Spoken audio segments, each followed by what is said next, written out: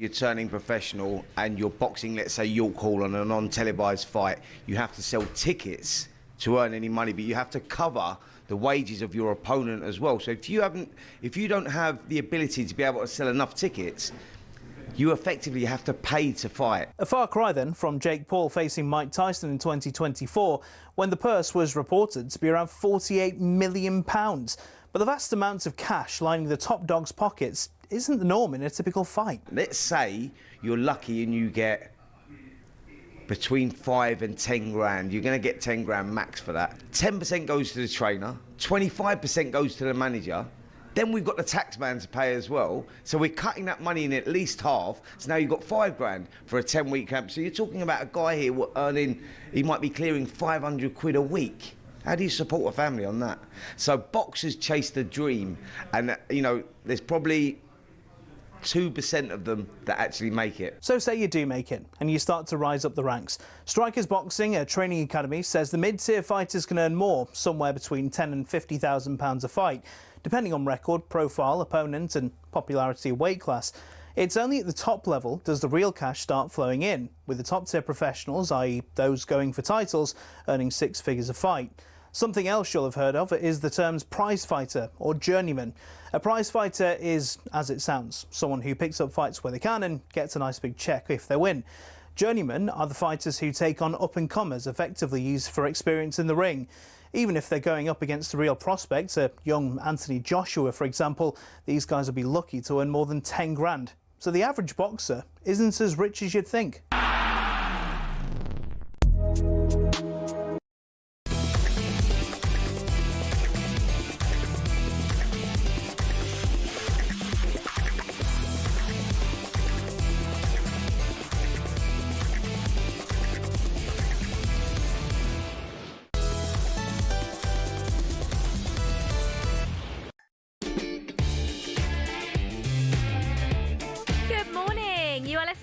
The early sports breakfast here on talkSPORT. I'm Olivia Buzaglo. I'm here all nice and refreshed and relaxed. I've had a lovely weekend. There was no football. I didn't allow my football team to ruin my weekend.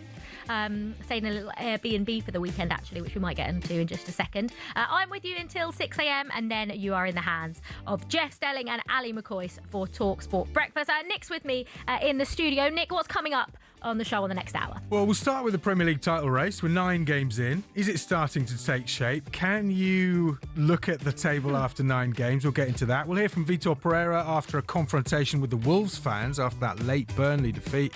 And we want to know, are Liverpool out of the title race already? As always, get involved on the usual number 03717 223344 or on the text 81089.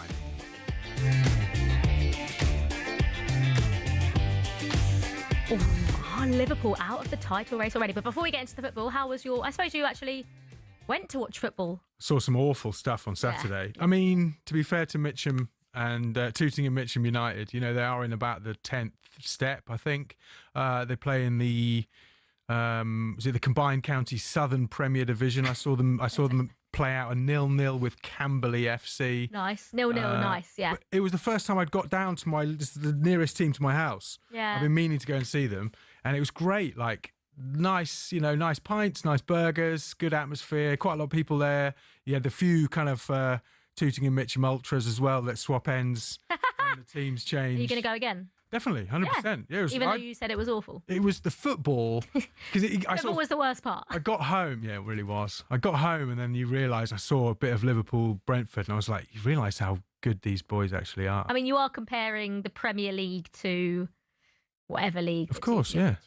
Well, on the subject of which, I mean, you see Jamie Curtin, I know he hasn't played in the Premier League, but scored in now all 10 top tiers of... No, he has, hasn't he? Yeah. That's so cool. All 10 top tiers of English football. Kings Park Rangers, Jamie Curtin, 50 years old, scored for Kings Park Rangers at the weekend. They're in non-league step 6.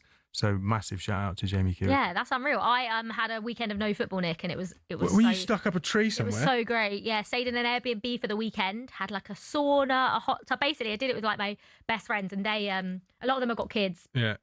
And so obviously the kids, you know, whenever I see them, the kids are all there, which is great. But we thought, why not go on a weekend away, just the girls? Nice. So yeah, just chilled. We did like a sip and paint. So he had a few. Why are you laughing? Sip and paint. Yeah, I know. I had a Is this sip and wine paint. and painting? Yeah. Right. Gins. It was gins Okay, and gin, painting. yeah. So we had a Nice. picture of a. I'll show you. My effort. They weren't great. And did you watch Chelsea Do Sunderland? you know, I actually did have it on my phone. Yeah. What a waste of time that was. I watched the first 20 minutes. I was thinking, we're 1-0 up. I was like, this is, going well, battering them. After that 20 minutes, it all went downhill. But because I was so concentrated on the painting, honestly, I didn't know. Like, we weren't talking. There was no talking. There was very minimal sipping as well because you're so concentrated on the painting. But I didn't allow Chelsea to ruin my weekend. But I'm sure we will get into that. Yeah, we will. On Sunday edition, Sean Custis called Regis Lebris the new Wenger. How about that? Yeah. So I would say slightly early, maybe, to say that. Bit hyperbolic. But yeah, but What a job he's doing there, Yeah. though. I mean, all of the promoted clubs are like flying, really. Listen, we're coming up to Halloween. Nobody wants a black cat crossing their path at the moment, do they? Oh, nice, Nick. I like it. Thank you very much. Yes. Nick will be back to look at the front and back pages a little bit later on.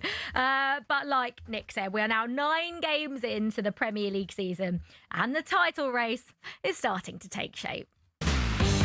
Liverpool hit the capital, looking to revitalise their title challenge. Not only disappointing results, for large parts also a disappointing performance. Eagle Chaga, he hits it right-footed, right down the middle. No title challenge for decades has withstood a run of 4 successive Premier League defeats. Aston Villa 1, Manchester City 0, and it's Matty Cash with his second Premier League goal of the season. I don't know what it is about this place, but City don't like it, and a lovely unbeaten run from Man City comes shuddering to a halt at Villa Park. Aston Villa 1, Manchester City 0. Yeah, I would prefer to be there, but unfortunately we could not do it there. But now it's the next one, so not even November, right? So many games and many things going to happen. It's finished. Arsenal 1, Crystal Palace 0. Chance of we are top of the league at a defiant Emirates Stadium. They're going to be top of the league tonight by 4 points at least. For me, it's one of the biggest victories this season. It's going to be a really long season. We are in a good moment, but we have to improve a lot of things to give us more margins as well. So on a weekend where Manchester City, Liverpool and Chelsea all lost, which hasn't happened, by the way, since the 2015-16 season. It was 1-0 to the Arsenal, thanks to Eberechi Eze's strike. Following, yes, you guessed it, it was another set piece. Now, Erling Haaland failed to score for the first time in 13 games as Man City lost for the first time since August.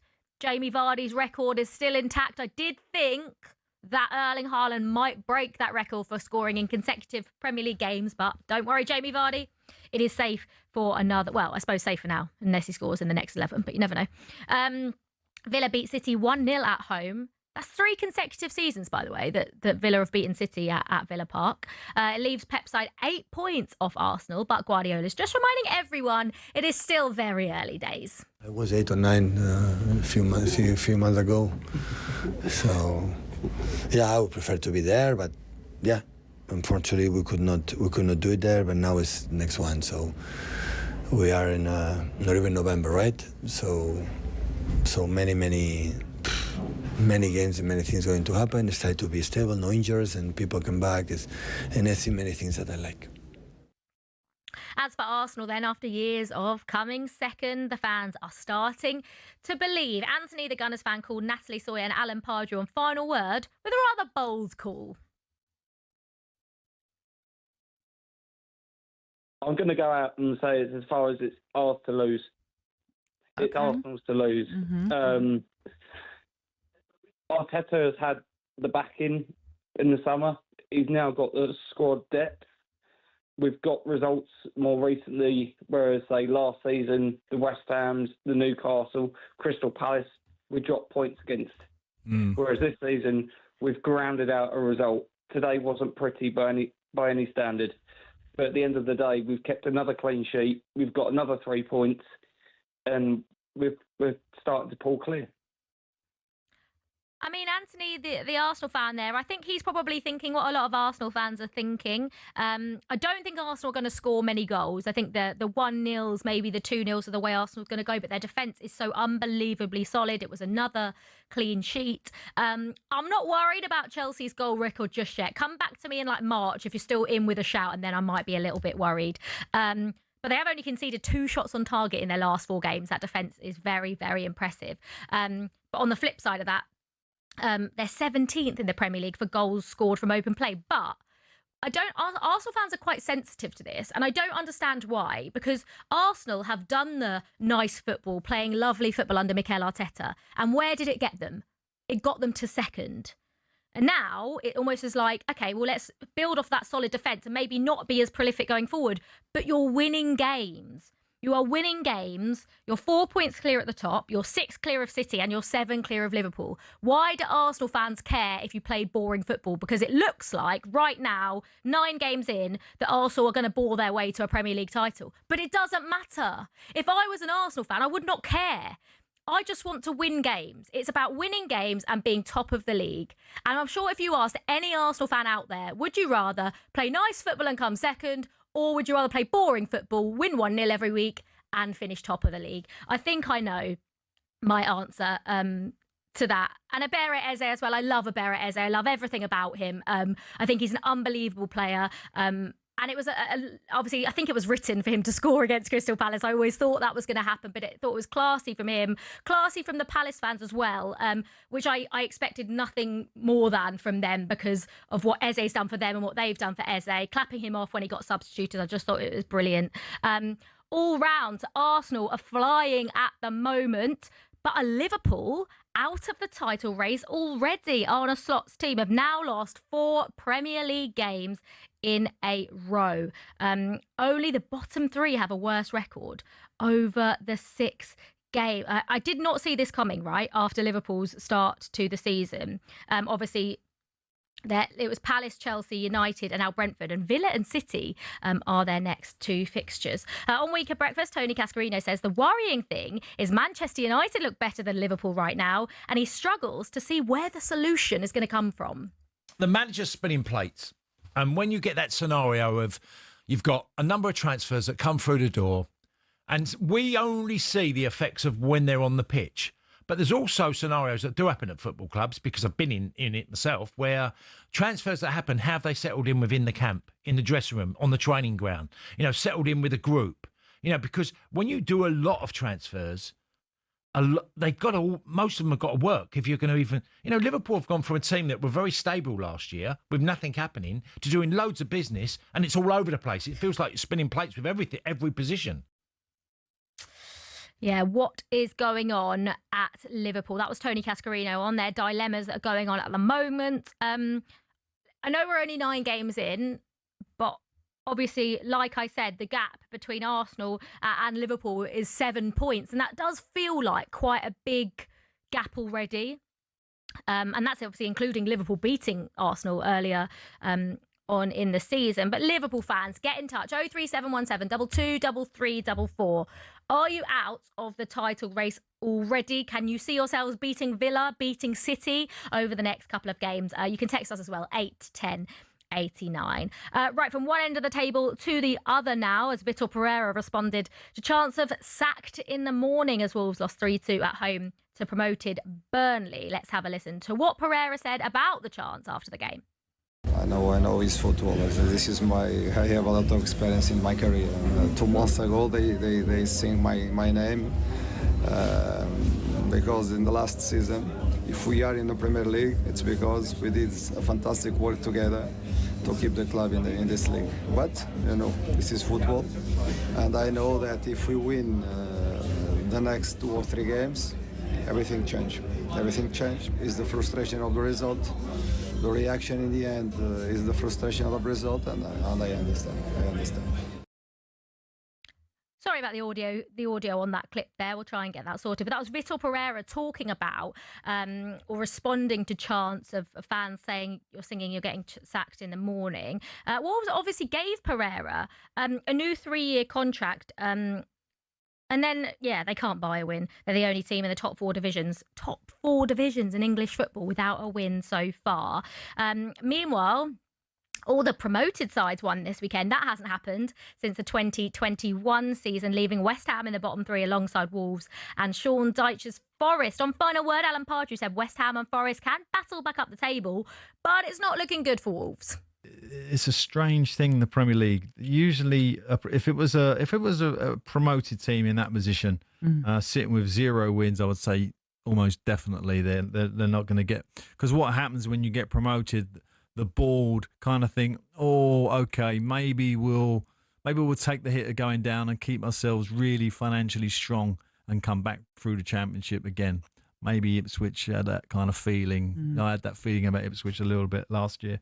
But because those three have been in the Premier League for different lengths of time, particularly, obviously, that the big club of the three, perhaps, is that, in terms of stature in the Premier League, West Ham, you'd like to think that in January and before we even get there, that they'll have a pickup. So I don't see that at the moment. I think the one glaring team a little bit is Wolves, and that's the one that the stats just don't add up. Yeah. So I would be very, very worried if I was Wolves. If I was West Ham, Nottingham Forest, there's still plenty of time and room, but Wolves really got to get their act together fast. They do have to get their act together fast. I mean, it is still a long way to go. And when I've watched Wolves this season, I don't think their performances have been as bad as their results suggest. I didn't watch the whole game yesterday, so I don't really know. I know they obviously did well to get back into it when they were 2-0 down. To lose in that way, is gutting. I'm looking at the Premier League table. Fulham in trouble. Fulham have lost 4 Premier League games in a row now. No one's really talking about them. They're down in 17th. Leeds 15th, Burnley 16th, and then the bottom 3 are Forest, West Ham and Wolves. This is really hard to pick who's going to go down. Because I don't actually think that West Ham or Wolves would go down. Now that Forest have got Sean Dyche, I don't think they'll go down. I still do think that Burnley might be in trouble. If I had to predict now, Wolves, Burnley, and I'm going to go Leeds. I don't know how I feel. I don't know how I feel about that, to be honest. But anyway, let me know. 9 games in, who you think's going down? Is it those 3? Probably not. Right, you're listening to Early Sports Breakfast on talkSPORT with me, Olivia Buzaglo. Next up, we'll be talking about the Clásico.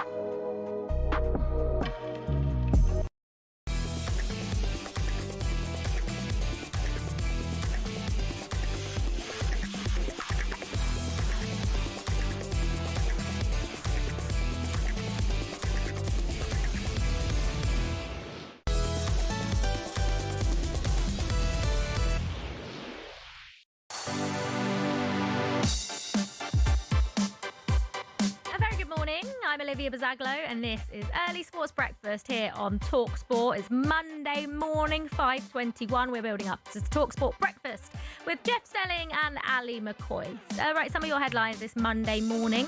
Britain's Lando Norris has jumped 1 point clear at the top of the Formula One Drivers' Championship after winning the Mexican Grand Prix.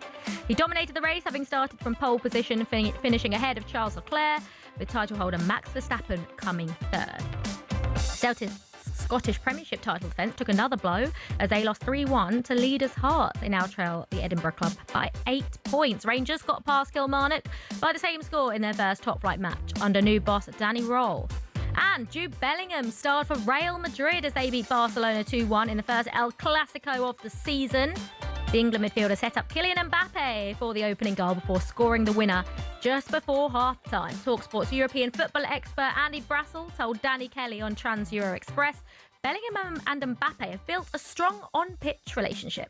Everyone always focused on how would Mbappe and Bellingham coexist. That was never the right answer, really, never the right question, really, because actually the real question was how would Mbappe and Bellingham coexist, because he was a de facto centre forward or a false nine for a lot of his first year, and he was asked to do something completely different.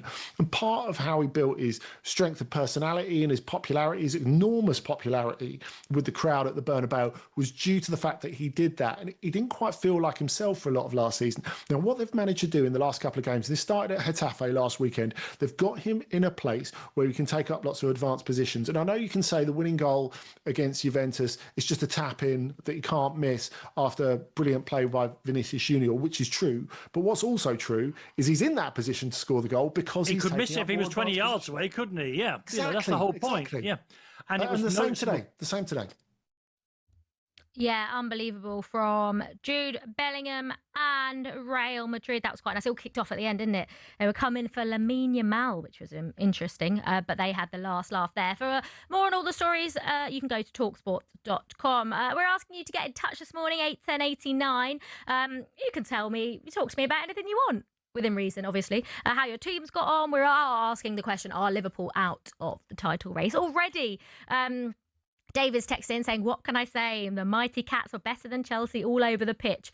I'm sure everyone has been waiting for my opinion on Sunderland's brilliant win away to Chelsea. I didn't watch the 90 minutes, so I feel like my opinion is slightly faltered by that, because I think you can't really gauge how good a team was by, I sort of had it on my phone, but wasn't really watching. But a brilliant performance. We'll get into that a little bit later on from Sunderland, that is. Darren said, this is why I question the way pundits analyse the league. To say it's over after 9 games is ridiculous. I do get that, but we do usually say around the 10-game marks where we start looking at who's title favourites, etc. And I think we can quite confidently say that is Arsenal. Whether, Bournemouth or Spurs or Palace or, I don't know, Sunderland are in the title race, I think that's another question. But I suppose if we're looking at it right now, Arsenal are probably going to... Well, it looks like they might run away with it, I don't know. And Lee the Trucker said, good morning, Olivia. They used to say 1-0 to the Arsenal. We don't need nice football, we just need wins. Have a great day. Hope you have a great day as well, Lee. But I completely get that. So what I was trying to get at earlier was that I don't know why Arsenal fans care. Who cares about the football you play? If you're 4 points clear at the top and you're playing well and you're not conceding goals, you're winning games. And also, Crystal Palace are a very tough side to go anywhere, to play at Selhurst Park or at your home. They're a very, very defensively solid side. So, fair play. Right, so that's Arsenal, and we have to now talk about their North London rivals Spurs, who actually moved third with the 3-0 win at Everton. Thomas Frank's side haven't been great at home, but they are the only Premier League team unbeaten on the road this season. Here's their manager. To do that in the Premier League, it's maybe the most competitive Premier League I've been part of. No, I think it's the most competitive Premier League I've been part of. In this my 5th season here. So to do that away from home, which we know is extremely difficult, with, how can you say, a relatively new group, or we need to put things together, I think is so positive. We need to keep going, keep adding layers. Yeah, slightly strange form from Spurs. At home, I think they played 4 games. They've only won 1, and that came on the opening day of the season against Burnley. But maybe it's easier for them to play Thomas Frank's style of football away from home, a little bit on the counter-attack. Because actually, when I watched that game last, that was one of the games I did watch, because it was the 4:30, it was the later game, wasn't it, yesterday? It wasn't a 3-0 game, I don't think. Everton had a lot of chances, and I think if their goal hadn't have been ruled out at 1-0, it obviously would have been an entirely different game. But fair play to Spurs. They've got, another 3 points. I think they've obviously just now got to try and sort out their home form. Meanwhile, Alex Cook, writing on our website, says that Everton's lack of a decent striker could cost Jack Grealish a place in Thomas Tuchel's World Cup squad. You can read the full article from Alex Cook at talksport.com. Right now, time now to get into the back pages. The Back Page Review on talkSPORT with Adrian Flux. Insurance for the individual. Find out more at adrianflux.co.uk. Nick is back in the studio with me. Morning, Nick. Right, back pages. I think I can guess what's dominating the back pages. Yeah, of course it is. Berici Eza. Get his pronunciation right. Yeah. Happy Eber After. I think, having looked at the back pages, that's my favourite headline. Is that your favourite one? Happy Eber After. Eza does it. We have to say Easy does it. Then Eza does it for Arteta. I was actually looking at that going, well, that's quite boring, but the Easy does it, Eze does it. Okay, I get it now. Great to see him score against his old club with a sort of, Karate Kid style chop.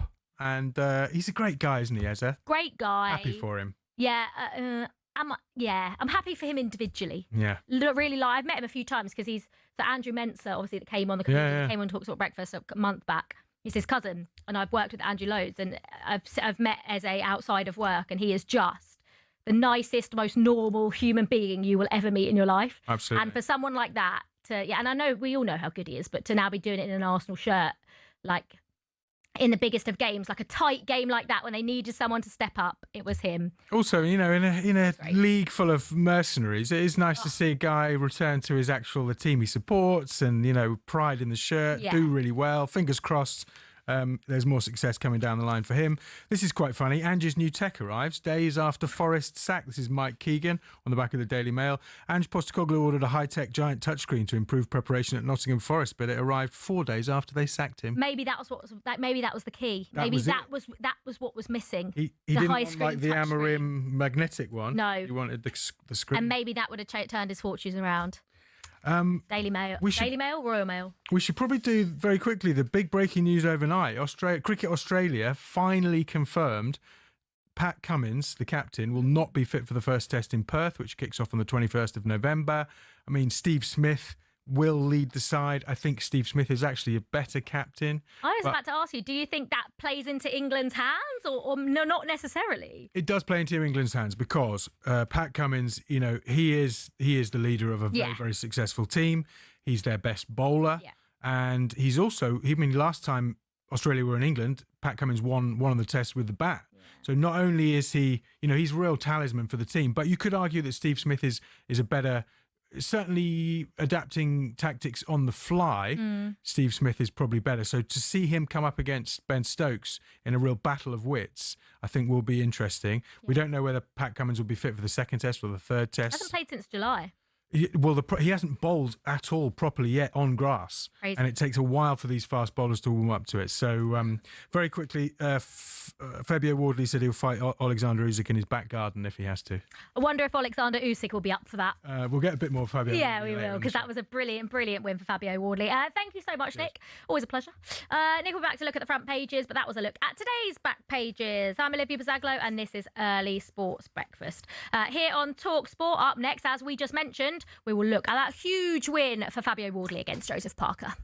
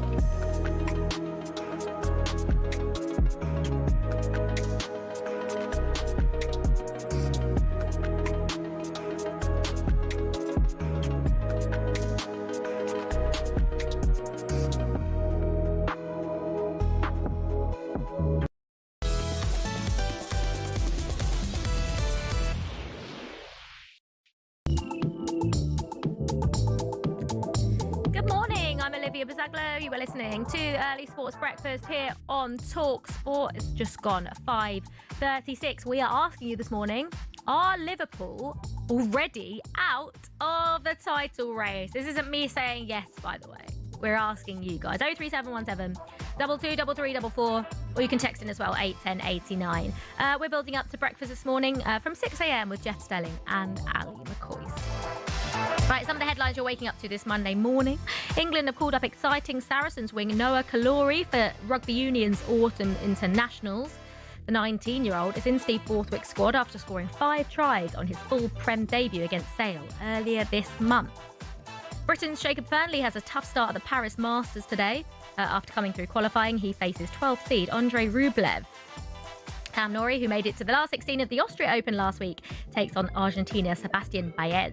And Arsenal boss Mikel Arteta says their 1-0 win against Crystal Palace is the victory he values the most this season because they knew how hard it would be. The Premier League leaders have opened up a 4-point gap at the top. It's credit to us because we've been very, very consistent, but knowing the difficulty of every match as well. So it is early, doesn't mean anything other than let's keep doing a lot of things that we're doing really well, but there are things to improve to give us better margins as well. Bournemouth are now their nearest challengers after they got past Nottingham Forest 2-0. Oh, what a team Bournemouth are. What a manager Andoni Iraola is as well.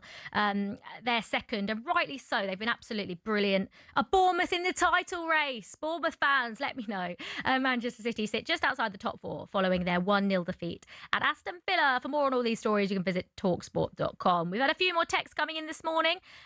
Anonymous. Someone that's anonymous has said, "Hey Liv, how did you get Chelsea versus Sunderland on your phone when it's not legally broadcast in this country?" Well, Anonymous, I work for a company called Premier League Productions, which is a foreign broadcaster of the Premier League, and we are lucky enough to have an app so we can see all of our work that allows us to watch all the 3 p.m. games. It allows us to watch every single Premier League game because it's going out to foreign broadcasters and not England. So I'm doing it all legally. Thank you for asking, but thank you for also trying to throw me under the bus as well. So that was great of you.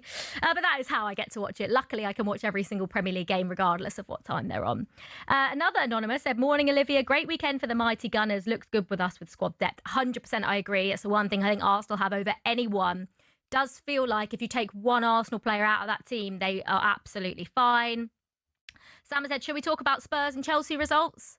Sam, you quite clearly haven't been listening to Early Breakfast this morning because we have actually covered both of them. But don't worry, if you're wanting me to talk about Chelsea, I'll do it a little bit later on. And Harvey said, "Good morning, Olivia. Fulham fan from Tadley here. I'm hoping we'll be okay. We've had a tough run and lots of injuries. Adama Traore's even had to play as a centre-forward with Jimenez and Muniz out. We are competing in most games, but we need reinforcements." I completely agree. I think Fulham will be absolutely fine. And a reminder, talkSPORT is now on your smart TV. Just grab the app on Android TV and Google TV. We're even on Prime Video. talkSPORT live on your screen as well as your speakers. Right, to boxing now. And if you missed this on Saturday night, well, more fool you. The hour of truth has arrived. Joseph Parker, he lands a big right hand. Oh, the shots are gone, and he's in trouble here, Wardley. Oh my days, this is unbelievable. Huge shot, and Parker again is backed up to the corner. He's in survival mode here, Joseph Parker. Wardley looking for the uppercut, and the referee has stepped in and stopped the fight. Still undefeated and new WBO interim heavyweight champion of the world, Fabio Wardley.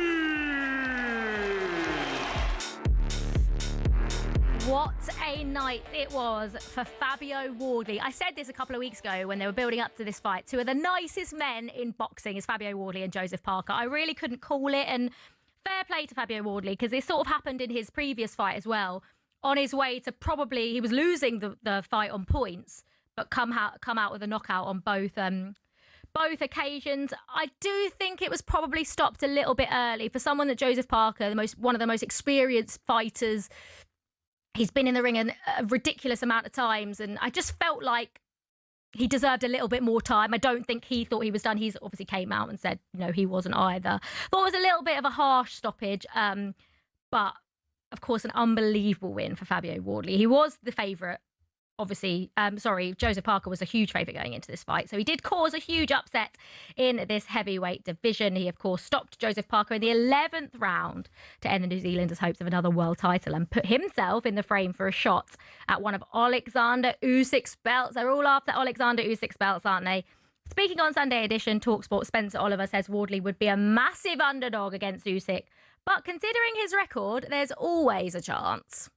Well, listen, Usyk would obviously start a huge favourite. You know, he's beaten everyone, hasn't he? He's beaten Tyson Fury twice. He's beaten Anthony Joshua twice.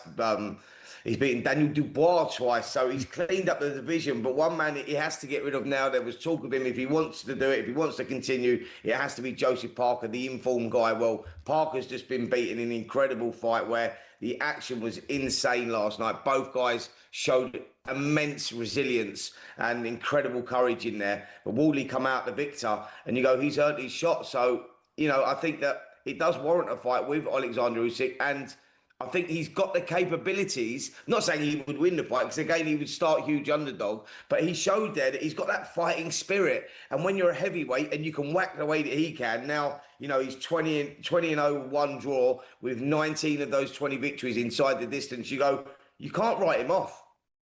That was Spencer Oliver there, who told us we could see Usyk versus Wardley in the spring, maybe around March or April, where talkSPORT will be there to keep you across it all. I'm not sure I can see anyone beating Alexander Usyk, if I'm being honest. And just quickly, before we move on, I did like my little relegation predictions. I'm not happy with them at all. I just picked 3 teams, basically, and I picked Leeds. And my uncle has messaged. So Uncle Phil, if you're listening, he said, hope you're keeping well. Wow, how could you predict Leeds will go down? That's hurt. More like Wolves, West Ham and Fulham. Nailed on to go down. Fulham! Uncle Phil, don't agree with you on Fulham, but I'm sorry for saying Leeds, I am. Right, it's time now for this. It's a front page throwdown. Oh, what a move. The front page is first on the early sports breakfast. talkSPORT.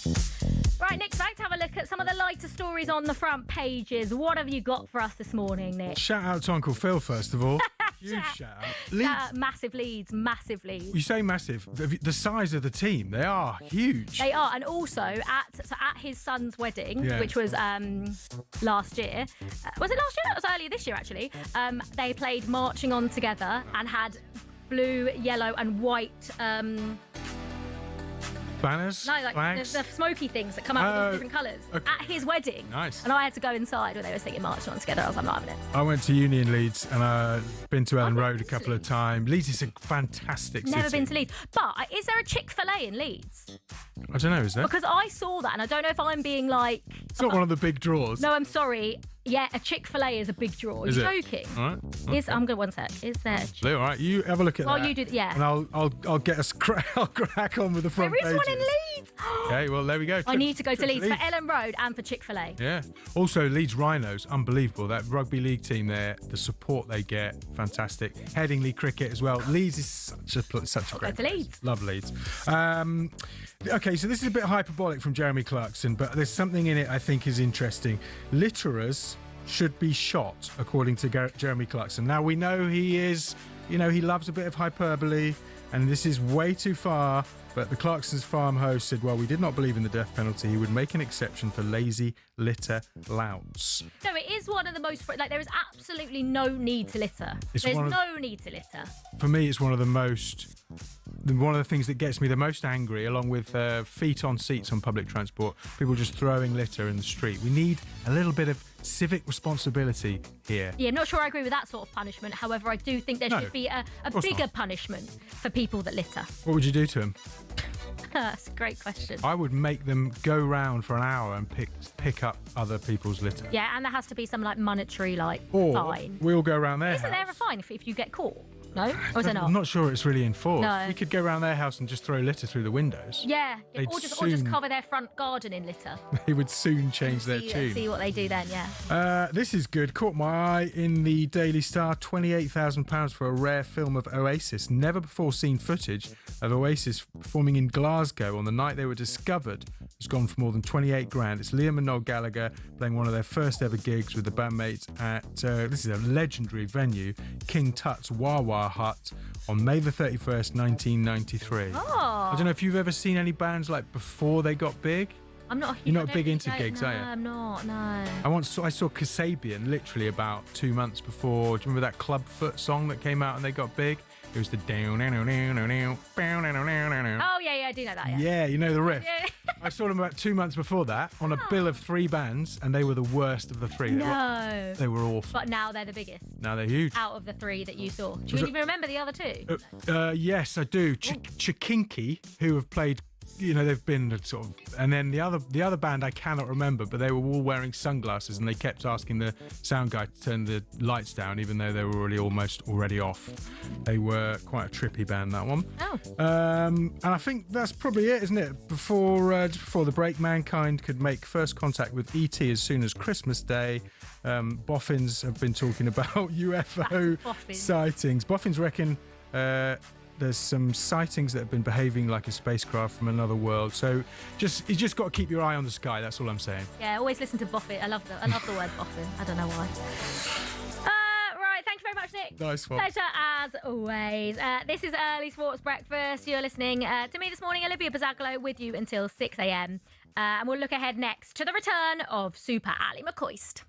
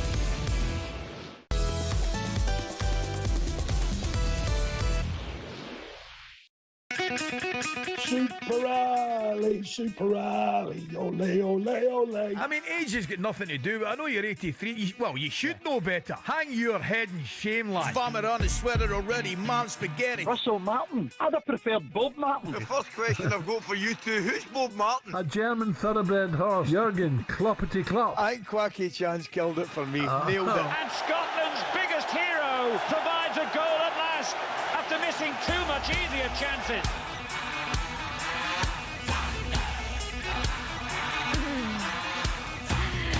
Oh, very good morning. I'm Olivia Buzaglo. This is Early Sports Breakfast here on talkSPORT. Guess who's back? Super Ali McCoy. He is indeed back on breakfast this morning with Jeff Stelling from 6 a.m. We're hoping Ali's feeling better after Rangers beat Kilmarnock in the Scottish Premiership, because last Friday, following Rangers' 3-0 defeat at Brann in the Europa League, Ali said this is the most depressing time ever for Rangers fans. The three teams that Rangers have played, in the grand scheme of things, are bang average. That's the first thing you've got to say. Yeah. But I mean, I'll be brutally honest with you, mate. That last night was probably as depressed as I've been through during this whole kind of debacle.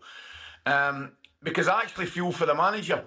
I don't know what he's going to do, Alan Ray, because he might improve them in terms of a little bit of organisation, set plays and things like that. You can always do bits and pieces.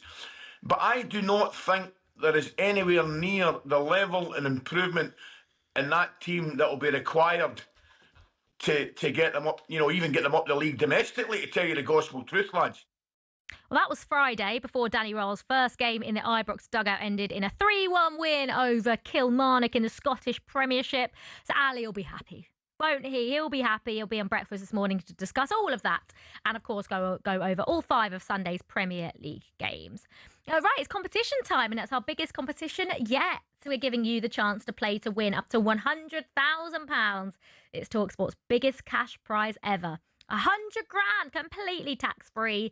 And if you're the lucky winner, the excitement doesn't stop there, because you'll also be coming into the talkSPORT Towers on Thursday, the 13th of November, to play for that life-changing cash prize. Here's how to enter. 18 plus, UK excluding Northern Ireland. For a chance to win, text the word cash to 83338 and you're in the draw. Text costs £2 plus 1 standard network rate message. You must have the bill payer's permission, or you can enter for free by calling 0330 880 3338. All entries must be received by the 6th of November at 4 p.m. This is a talkSPORT limited promotion run on talkSPORT, Talk and Virgin Radio UK stations. Full terms and conditions at talksport.com. Apologies for the audio again there, but I hope everyone got that okay. That is how to enter for your chance to win 100 grand. Good luck, everyone. Right, you've got the two Martins on with Jim White this morning. White and Jordan are joined by Martin O'Neill and Martin Keown. I suppose it's just Jim White. Simon Jordan's on holiday. They'll be on today from 10 a.m. And, of course, they'll be discussing Forest under Dyche. This is finally the season that Arsenal win the league. Alan Pardew reckons yesterday's goal scorer Eberechi Eze will have a big say either way. No, the way he's adjusted and caught that, he actually, I think he shinned it a little bit, but he had to adjust his body. It wasn't an easy take at all.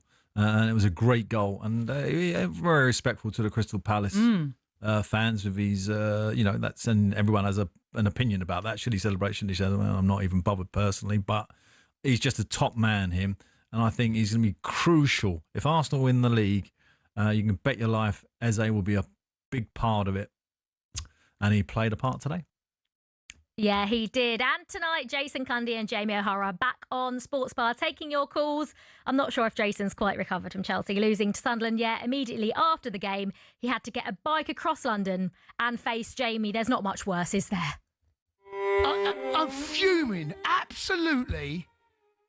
I can't hear anything right because I have my headphones. I am fuming, Jay. I'm so angry.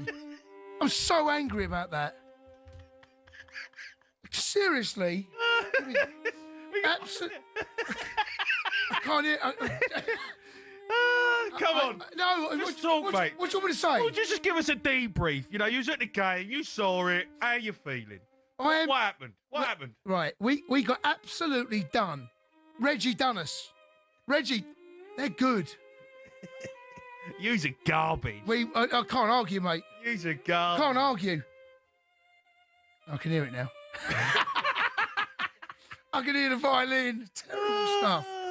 I don't even want to. Do you know what? When the goal went in, right, and then the dust settled, right. First thing I thought was you. I thought I've got to sit there because there was no coming back from that. Once that goal went in, you know. But it did feel a little bit like they were going to get something. It's just absolutely terrible, mate. Why? It's ruined my whole weekend. This.